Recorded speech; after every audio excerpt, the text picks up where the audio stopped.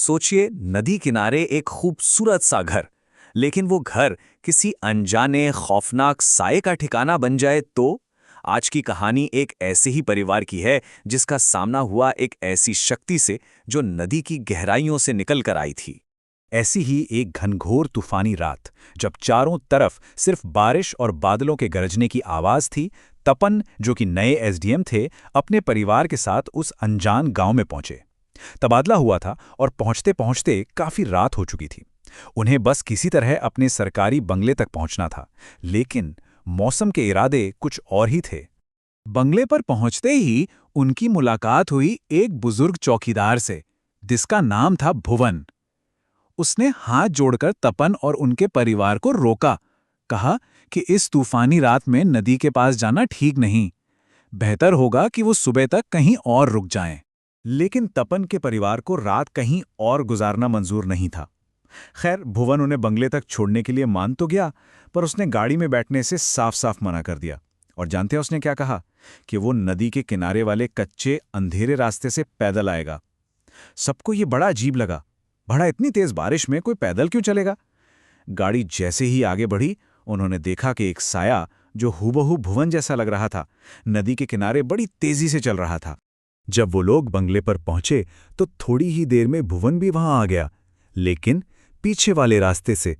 तपन ने उससे पूछा कि वो नदी के पास से इतनी जल्दी कैसे आ गया, तो भुवन ने बड़ी हैरानी से कहा, साहब, मैं तो उस रास्ते से आया ही नहीं। परिवार के मन में पहली बार एक खटका हुआ। तो फिर वो कौन था जिससे उन्होंने नदी के किनारे देखा था? घर तो सच में बहुत खूबसूरत था। नदी का किनारा, चारों तरफ शांति, ऐसा लग रहा था मानो वो किसी और ही दुनिया में आ गए हों। लेकिन जाते जाते भुवन एक अजीब सी चेतावनी दे गया।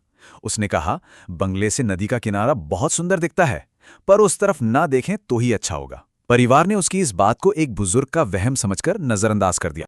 अगली सुबह जब सब सोकर उठे तो शांत और खूबसूरत घर का माहौल एक झटके में खौफ से भर जाने वाला था।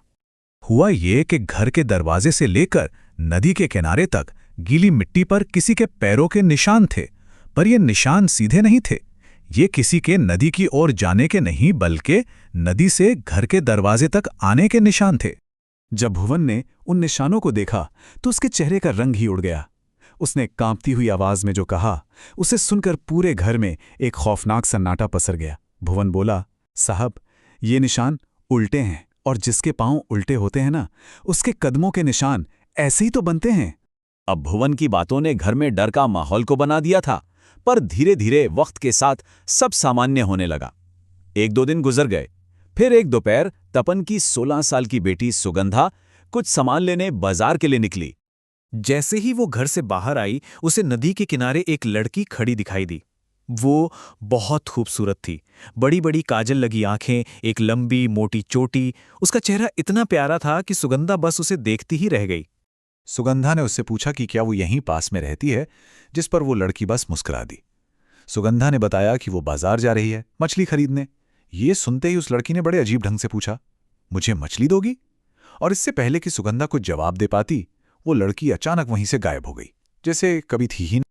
सुगंधा बाजार से लौट रही थी और अब अंधेरा घिरने लगा था।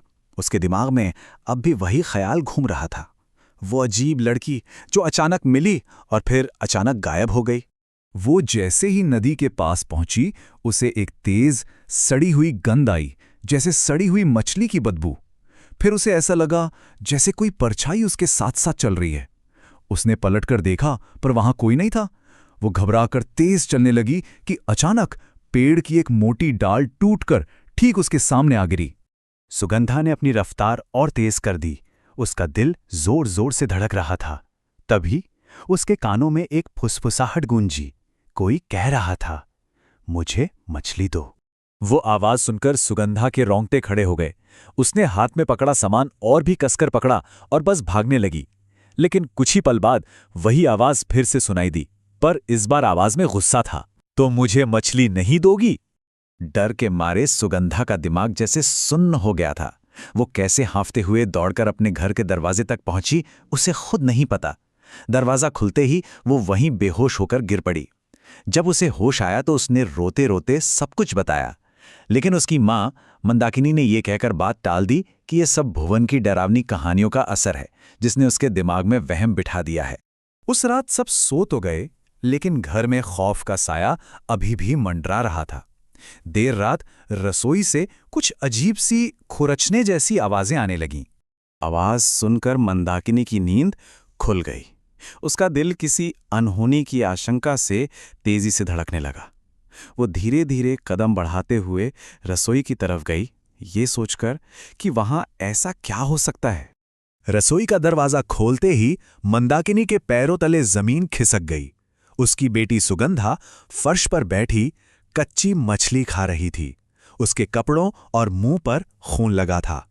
ये वही भयानक मंजर था जिसकी कहानियां बंगाल की लोक कथाओं में सुनाई जाती हैं। ये मेछो भूत था, एक ऐसा साया जिसे मछली की कभी न मिटने वाली भूख होती है और जो अक्सर नदी के किनारों पर अपना शिकार ढूंढता है। भुवन की चेतावनी, वो उल्टे पैरों के निशान, नदी किनारे मिली वो लड़की, सब कुछ अब साफ हो चुका था। जब मंदाकिनी ने घबराकर पूछा, सुगंधा बेटा ये क्या कर रही हो, तो एक ऐसी आवाज ने जवाब दिया जो उसकी बेटी की थी ही नहीं। उस आवाज ने कहा, इसने मुझे मछली खिलाई, अब मैं इसके साथ रहूंगी। उस रात के बाद उस बंगले में कुछ भी पहले जैसा नहीं रहा। वो साया जो नदी की गहराइयों से आया था, अब उस घर का हिस्सा बन चुका था।